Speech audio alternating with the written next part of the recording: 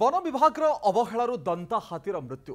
One विभाग दंता को ठीक भाव में चिकित्सा जोगे पार्ला नहीं, जो तार मृत्यु होती।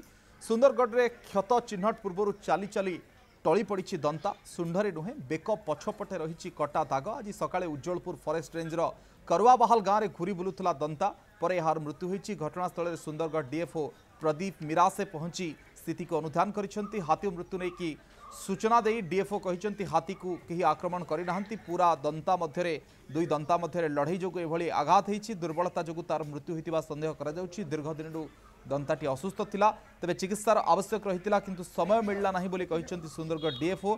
गतकाली राति अंचल को आसी आज सकाळे हठात मृत्यु होता कथा कहते। दंता हाथीटी गतकाली राति छत्तीसगढ़ पटकू आसीथिला। आज सकाळू भी करुआबाहाल गाँ आड़ को आसुवा लोक मैंने देखिते। यापर हाथीटी केन्दुपत्र फड़ी घर पाखापाखि बुलूला। वन विभाग को खबर देते हाथीटी जंगल आड़ को जाऊा बेले बाटरे टली पड़ा।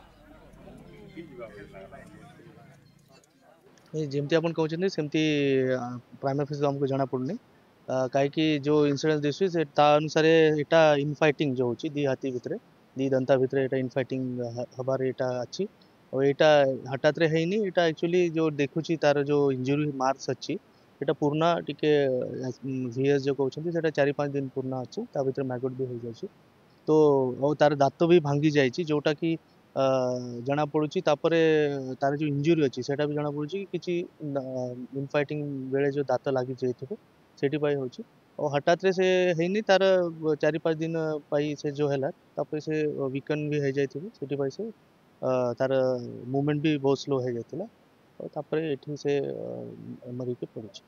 हाँ चिकित्सा आम चिकित्सा पाई भी आम वेटरनरी ऑफिसर्स को तापर आमर मोबाइल वेटरनरी यूनिट राउरकेलारू भी आमर वेटरनरी ऑफिसर आसते से माने सेठू एबे पहुँचे किसी समय किंतु यहाँ जेहेतु राति रे आसिला सकाळे जेतेबेले आमे जना पड़ला ये हमको टाइम ही मिलला नहीं कि आमे ताकू किसी ट्रीटमेंट देऊ।